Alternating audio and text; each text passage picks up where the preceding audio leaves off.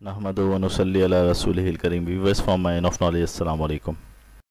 جب ہم زمین پہ سجدہ کرتے ہیں تو بمشکل 3 تسبیحات پوری کرتے ہیں، سبحان ربی الاعلی، اور سر اٹھا دیتے ہیں.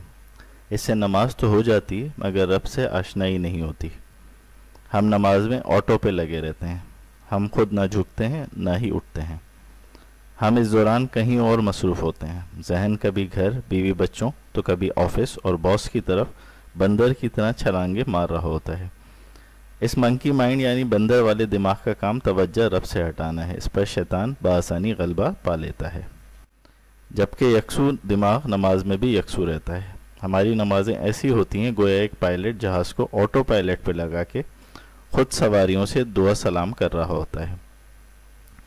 یعنی ہم رکوع کو رکوع سمجھ کے، سجدے کو سجدے سمجھ کے اور قیام کو واقعی رب العالمین کے سامنے فرما برداری سمجھ کے کھڑے نہیں ہوتے، بلکہ ہماری کیفیت ٹھیک اس کھلینے کی طرح ہوتی ہے جس میں سیل ڈال دیے گئے اور بٹن آن کر دیا گیا ہو تو وہ خود بخود اوپر نیچے دائیں بائیں لڑکتا پھرتا ہے.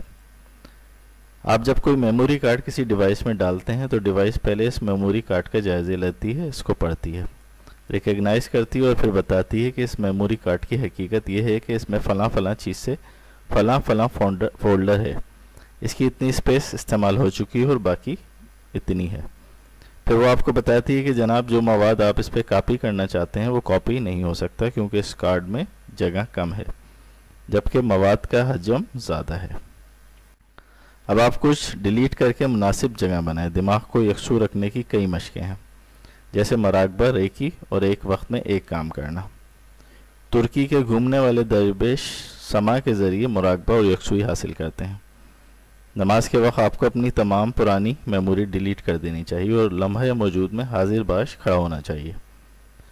اب آپ ہیں اور آپ کا رب سبحانہ و تعالی، تیسرا کوئی بھی نہیں، نہ کوئی خیال نہ کوئی احوال، بالکل لمحہ موجود اور پریزنٹ میں موجود ہونا ہے. اسی حالت میں گویا جیسے معراج پہ حضور صلی اللہ علیہ وآلہ وبارک وسلم کی حالت تھی، اور آپ صلی اللہ علیہ وسلم نے بعد میں فرمایا تھا کہ نماز مومن کی معراج ہے. اس وقت آنکھیں رب سبحانہ و تعالیٰ کی طرف پراشتیاق، مجتمع اور فوکس تھیں. سورہ نجم میں اس کیفیت کو یوں بیان کیا گیا ہے: آنکھ نہ کسی طرف پھری اور نہ حد سے زیادہ بڑھی.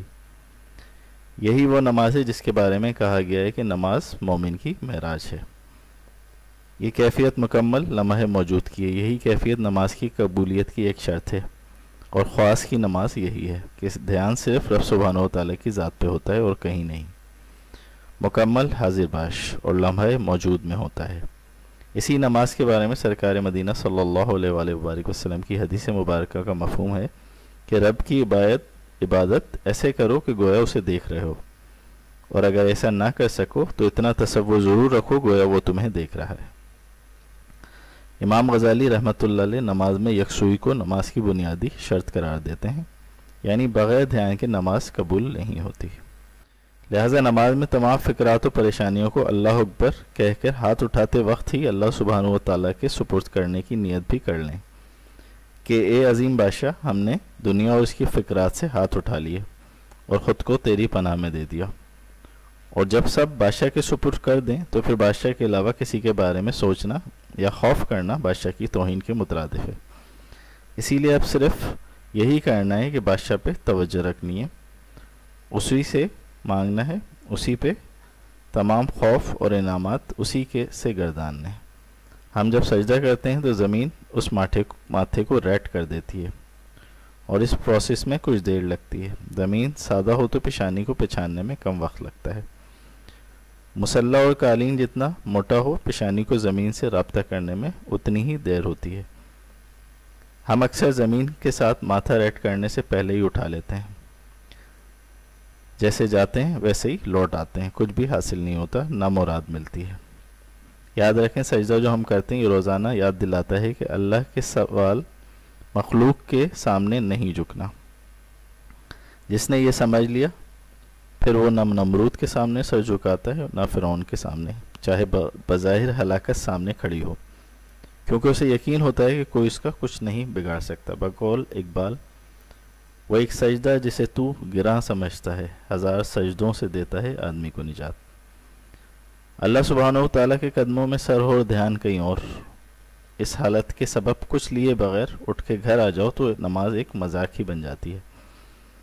جماعت سے نماز میں وقت کی کمی ہو تو نوافل میں کسر نکال لینی چاہیے، یعنی جماعت کی نماز کے علاوہ نمازوں میں اور زیادہ خشوع کرنا چاہیے۔ کم از کم 5-7 دفعہ کی تسبیح کے بعد ہی آپ دنیا کی سوچ سے باہر نکل کر مینول حقیقت پہ آئیں گے، اور آپ کو اپنی حیت کا احساس ہوگا کہ اس وقت آپ کس پوزیشن میں ہیں۔ یعنی تسبیح سبحان ربی اللہ سوچ سمجھ کے پڑھیں کہ آپ کس ہستی کے بارے میں کیا بات کر رہے ہیں، اس کی پاکی بیان کر رہے ہیں اعلیٰ ترین رب کی، اور یہ 7 مرتبہ کم از کم پڑھیں گے تو پھر آپ اپنے اس آٹو پائلٹ موڈ سے باہر آئیں گے اور رب سے اپنا تعلق قائم کر سکیں گے۔ آپ کو یہ بھی محسوس ہونا چاہیے کہ آپ کی حیت کیا ہے اور کیا احساس ہے، آپ کس پوزیشن میں، ہاتھ کہاں ہیں، ماتھا کہاں لگا ہوا ہے، گھٹنے اور پاؤں کہاں ہیں، لمحہ موجود میں مکمل حاضر باش رہنا ہے۔ آپ کو سمجھ لیں کہ وہ چیز حقیقت میں آپ کے سامنے ظاہر ہو رہی ہے۔ اب تسبیح کو الفاظ کے ساتھ منہ بند کر کے سوچ کی زبان میں کہیں، جتنی دیر میں بھی مزہ آتا رہے۔ جب اکتاہٹ محسوس ہو تو بیٹھ جائیں اور 2 سجدوں کے درمیان کی دعا کو پڑھ لیں۔ یہ مسنون دعا حدیث کی کتابوں میں مذکور ہے۔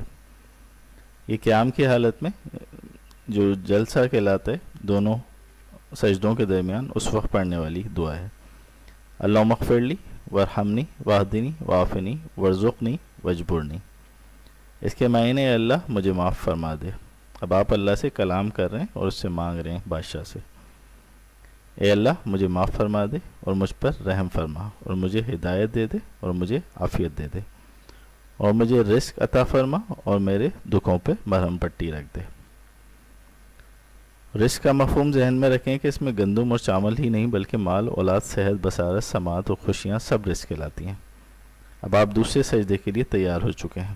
پہلے سجدے میں اسپیس بنی تھی، دوسرے سجدے میں اس دعا کو پیسٹ کر دیں۔ صرف 2 رکعتوں کے بعد ہی آپ اپنا وزن خود محسوس کرنا شروع کر دیں گے، طبیعت سے بوجھ اتر جائے گا، اپنا آپ کبھی خالی خالی محسوس نہیں ہوگا، اور اب آپ کو اگلی نماز کا انتظار رہے گا، کیونکہ نماز کو ثواب کے ساتھ مزہ بھی آنا ضروری ہے، اور یہی مزہ لذت آشنائی کہلاتا ہے۔ اپنی نمازوں کو درست طریقے سے پڑھنے کے لیے آپ اس پہ عمل پیرا ہو جائیں تو جلد آپ دیکھیں گے کہ انشاءاللہ آپ کی زندگی بدل جائے گی۔ اللہ سبحانہ و تعالی ہم سب کو عمل کی توفیق عطا فرمائے، اللہم آمین۔